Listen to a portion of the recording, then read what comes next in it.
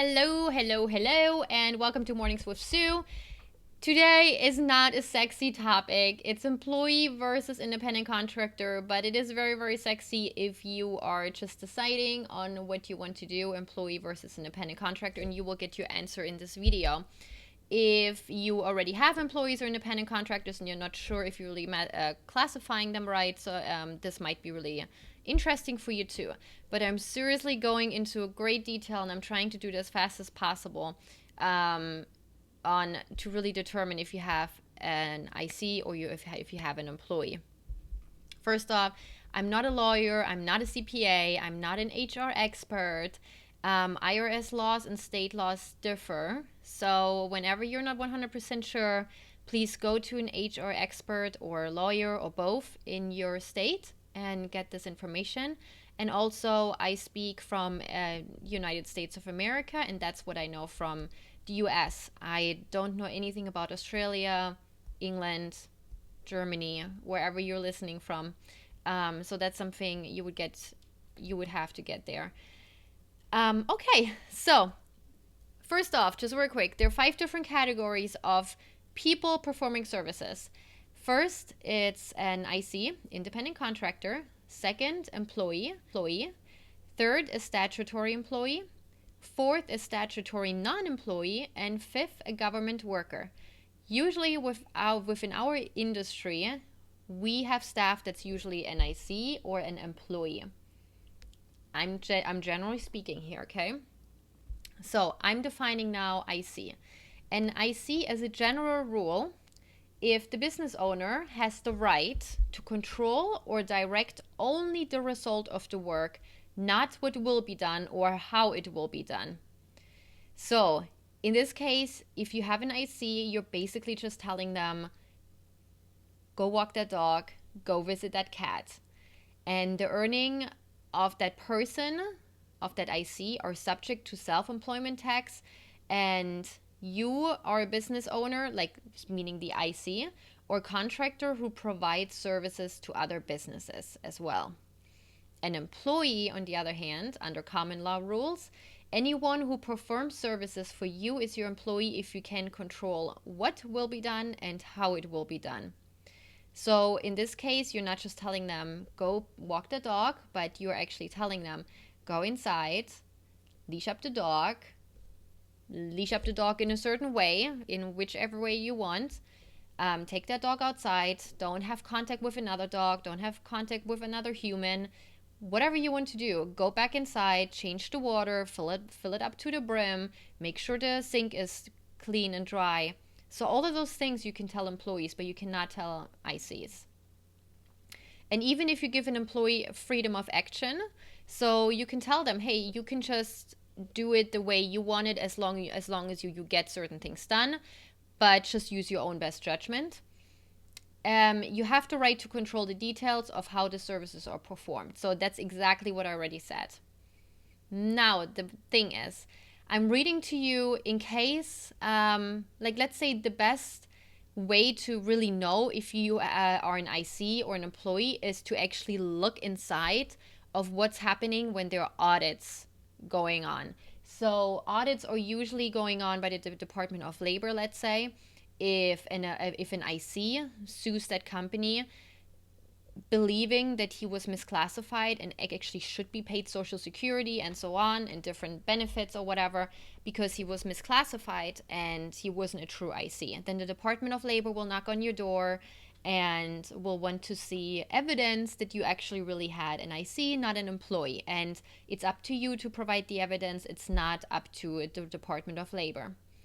Or the IRS and the Department of Labor are more and more cracking down on certain industries where they know usually people hire staff to do certain things and really give them details, which would be employees, not ICs.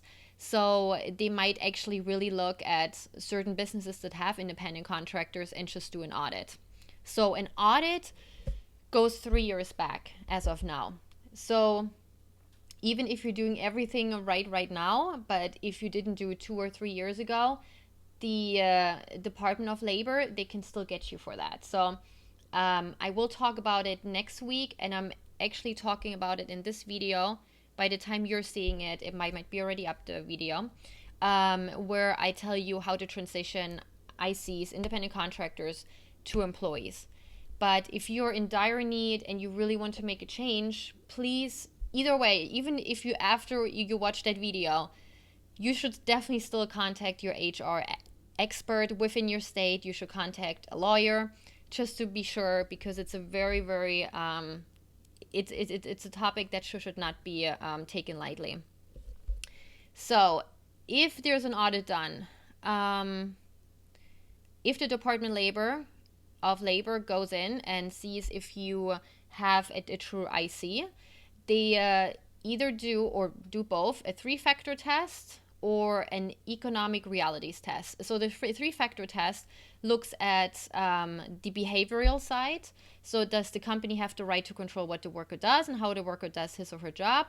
The financial side, are the business aspects of the worker's job controlled by the payer, meaning reimbursement for expenses, who provides the tools and supplies, how's the worker paid, and the type of relationship. So are there written contracts or employee type benefits? So vacation pay, pension plan, 401k, whatever we usually give to employees. And will the relationship continue, and is work performed a key aspect of the business? So, or they do the economic realities test, which are 6 factors: the degree to which the functions of the workers are essential to the business operations, or the ongoing nature, permanency of the relationship between a worker and the employee, or the extent to which the worker has invested in her own materials and supplies, the control the employer has over the worker, the degree to which the employer affects the profit and loss opportunities of the worker, and the level of skill, judgment, and initiative required for the functions performed by the worker. So those are the 6 factors that the Department of Labor would look at. Now, I will give you a test, basically, that is developed by the IRS, and those are 20 questions.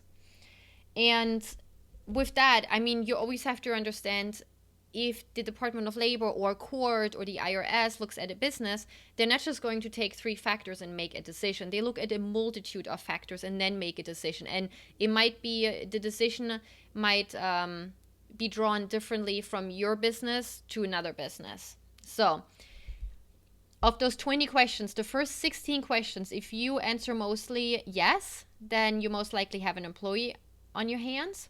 So the first one, must workers comply with instructions about when, where, and how they are to work? We already talked about that.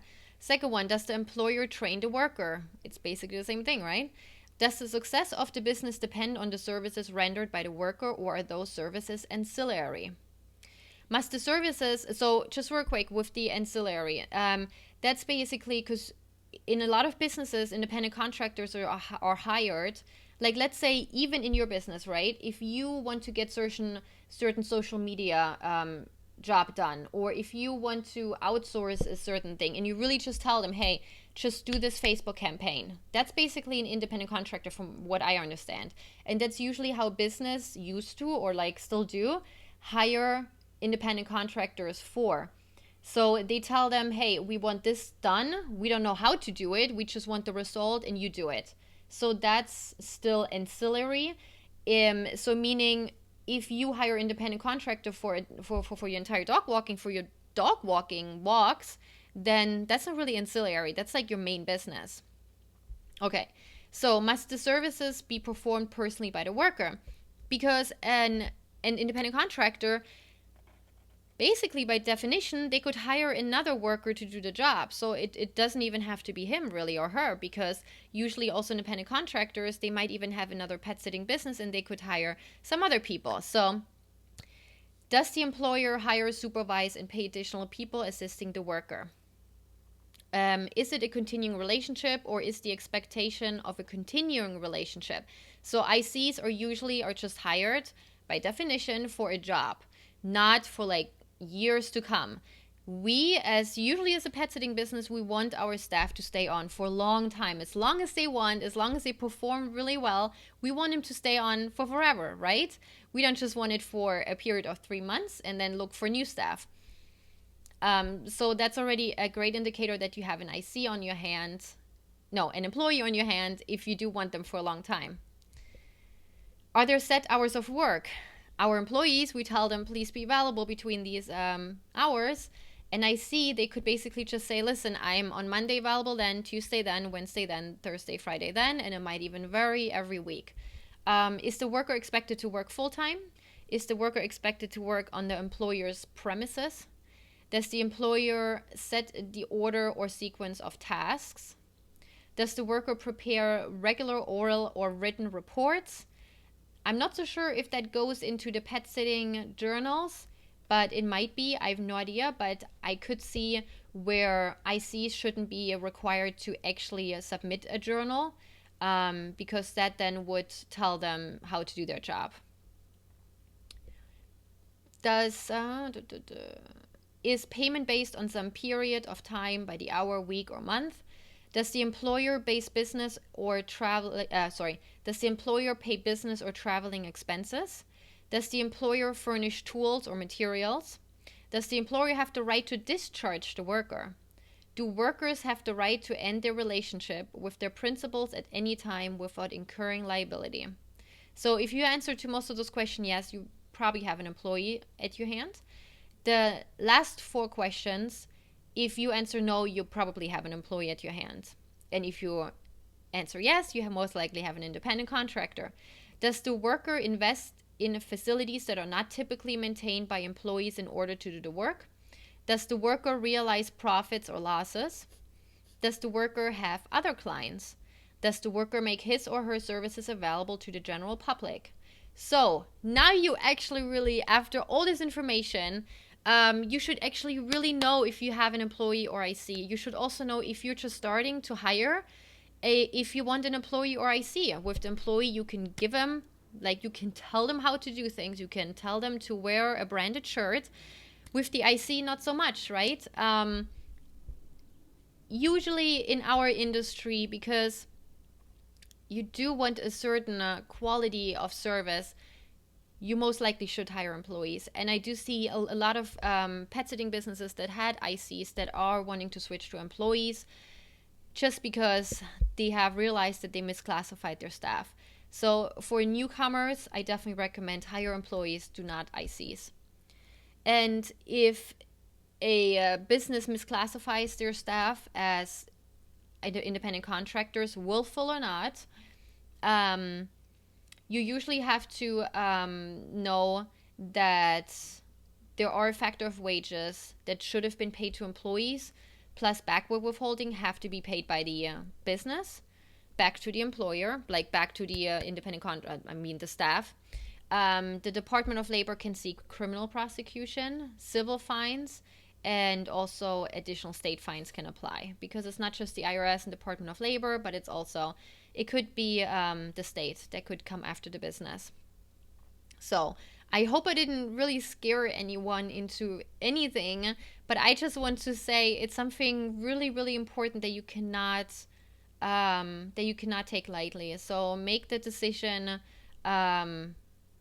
With all this information, you can definitely make a really good decision, I believe.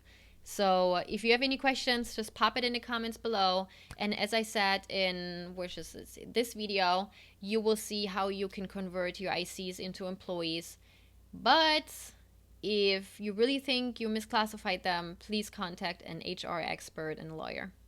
And there are ways, I will explain it next week, where they're really not as bad fines that would come together as when you would be audited by the Department of Labor. So, all right, you guys, I hope that explained it, employee versus independent contractors. And I wish you a wonderful week, and I see you next week. Bye.